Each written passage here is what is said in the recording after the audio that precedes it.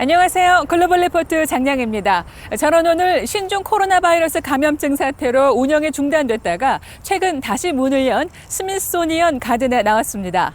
스미소니언 재단 소속의 박물관과 갤러리 중 워싱턴 지역 8개 박물관과 동물원이 부분적으로 관람객을 맞이하면서 다른 지역 박물관들 역시 재개관했는데요.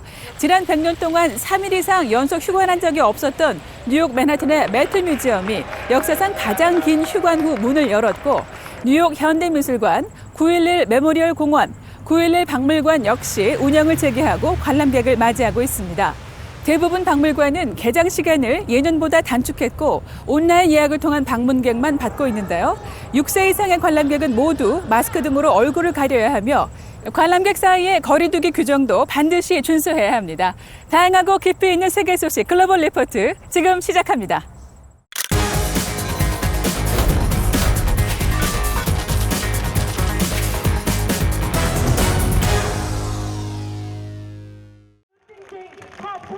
지난 주말 태국 수도 방콕에서 왕실 개혁과 총리 퇴진을 요구하는 대규모 반정부 집회가 열려 이번 주 주요 해시태그에 올랐습니다.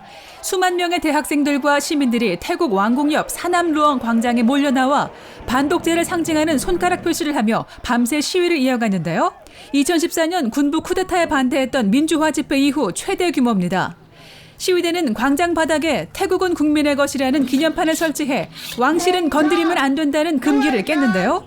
이 명판은 하루 만에 사라졌지만 경찰은 왕실 모독은 징역 15년이 가능한 범죄라며 명판을 설치한 주도자를 찾고 있습니다. 중국의 H-6 폭격기가 활주로를 이륙합니다. 사막을 가로질러 하늘 높이 솟아오르다가 해안 활주로에 미사일을 발사합니다. 큰 충격으로 땅이 흔들리고 활주로가 폭파되는 모습이 영상에서 보이는데요. 이 영상은 지난 19일 중국 인민해방군이 공개한 모의 타격 훈련 장면입니다. 그런데 영상에서 나온 활주로와 위성 사진은 미국령인 괌에 있는 앤더슨 미군 기지와 흡사한데요. 키스 크라크 미 국무차관이 타이완을 방문한 시점에 중국이 이런 영상을 공개해 항의 표시란 분석이 나옵니다. 이런 가운데 영상의 일부 장면이 트랜스포머 등 할리우드 영화를 짜깁기 했다는 주장이 소셜미디어를 중심으로 퍼진 뒤 인민해방군은 22일 해당 영상을 갑자기 내렸습니다. 미국 워싱턴 기념탑 주변에 2만 개의 성조기가 꽂혀 있습니다. 코로나 바이러스로 사망한 미국인 20만 명을 추모하기 위한 건데요. 미국에서는 현재까지 약 700만 명의 코로나 확진 환자와 20만 명이 넘는 사망자가 나왔습니다. 최근 유럽에선 스페인에 이어 코로나 재확산이 심각한 영국도 24일부터 다시 봉쇄 조치에 들어갔습니다. 영국 정부는 10월 중순까지 하루 5만 명의 신규 확진자가 발생할 수 있다며 이번 봉쇄 조치를 강행했습니다. 지난해 9월 뉴욕 유엔 본부 총회장의 모습입니다. 세계 각국 대표들과 관계자들로 발 디딜 틈이 없었는데요.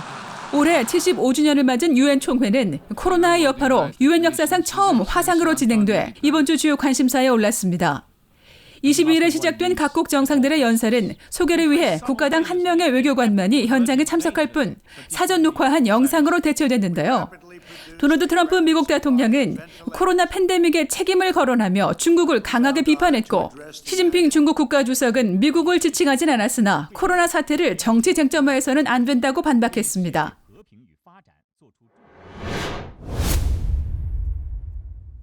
So Article 2 of our Constitution says the President shall nominate justices of the Supreme Court. I don't think it can be any more clear, can it? I don't think so. 루스 베이더 긴즈버그 미 연방 대법관이 87세를 일기로 타계하자 미국 대통령의 연방 대법관 지명 권한을 놓고 정국이 또다시 경랑에 빠졌습니다.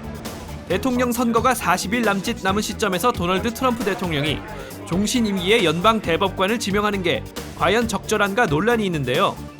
클릭 글로벌 이슈 오늘은 미국 연방 대법원과 대법관 지명 논란에 대해 살펴보겠습니다.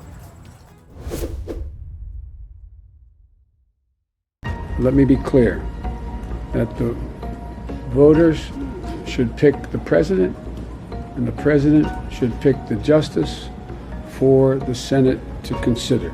연방 대법원은 미국의 최상위 법원으로 국가의 정책이나 법령의 위헌성 등을 판단하며 그 판결은 최종적이고 절대적인데요. 인종에 근거한 분리정책 위헌 판결, 여성의 의지에 따른 낙태를 허용한 판결, 성 정체성에 따른 직장 내 차별을 금지한 판결 등 미국 역사에 획을 그은 굵직한 판결들이 바로 연방 대법원에서 나왔습니다. 그만큼 연방 대법원을 구성하는 9명의 대법관은 한 명 한 명 중요할 수밖에 없는데요. 긴즈버그 대법관 타계 후 트럼프 대통령이 보수 성향의 신임 대법관을 지명하겠다고 공언하면서 연방 대법원의 이념 균형이 지나치게 보수 쪽으로 기울 것이란 우려가 나옵니다. 연방 대법관은 대통령이 후보를 지명하면 상원 법사위 청문회를 거쳐 상원 전체 표결로 인준하는데요. 상원 의원 100명 중 과반의 찬성이 필요합니다. 후보로는 연방 항소법원의 에이미 코니 베럿 판사와 바버라 라고아 판사 등이 거론되는데요. 공화당은 신임 대법관이 지명되면 조속히 표결하겠다고 합니다. The Senate has more than sufficient time to process the nomination. History and precedent make that perfectly clear. 그러나 민주당은 새 연방 대법관 지명을 11월 대선 이후로 미뤄야 한다고 주장하는데요. 지난 2016년 대법원 공석이 생겼을 때 오바마 대통령이 지명한 메릭 갈랜드 판사에 대해 공화당이 상원 청문회를 여는 것조차 거부한 전례가 있기 때문입니다. 이때는 대선까지 10달이나 남은 상황이었지만 집권당이 바뀔 수 있다는 이유로 공화당은 연방 대법관의 자리를 400일이나 비워뒀죠. This is what Leader McConnell said in 2016. His words, "The American people should have a voice in the selection of their next Supreme Court justice.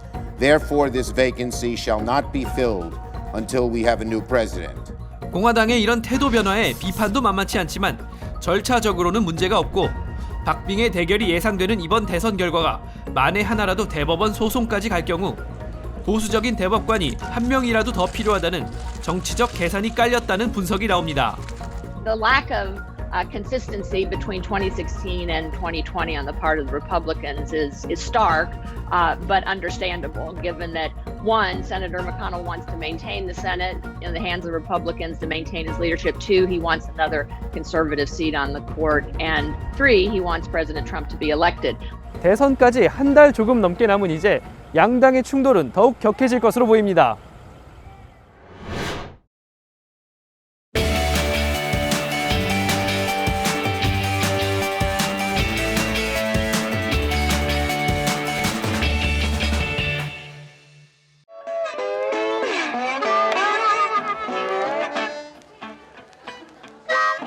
History of black cuisine essentially is food from slavery, scraps, essentially, things that people did not want to eat. We found beauty in them and we brought them to life. Things are going to be cooked slow, they're going to be cooked long, they're going to be cooked till they're tender, they're going to be seasoned to perfection, they're going to be spicy, they're going to be sweet, they're going to be texturally pleasing. That has nostalgia when you eat it, reminds you of home immediately. You know, these are the things that shape our food. Our family, we grew up eating bacon, turkey sausage, eggs, and grits would be kind of the hearty part of the breakfast that will keep you full for a couple of hours. This is our triple cheese Mac Daddy, which is our take on a macaroni and cheese, which is a traditionally Southern dish. It's considered soul food at its core. Welcome, welcome. It's been a hard journey in educating, as well as educating myself about food, but then educating others from communities like my neighborhoods that I grew up in, being from South Central, understanding that you have high blood pressure, diabetes, and there are simple things that you can do to eat healthy, but it's hard for change because it's a mental thing. It's more mental than anything. In the midst of survival, we've created this beautiful cuisine, but also have kind of fallen short on actually giving us the proper nutrients that we need, which is where I feel like I come in as a chef, providing a different perspective of what our soul food is by simply, instead of fried chicken, giving fried cauliflower. Something just as simple as that can have someone thinking, oh wow, maybe I don't need this chicken, maybe I don't need the fat from the chicken, maybe I can actually have a vegetable fried. It's still fried, yes, but it's a transition.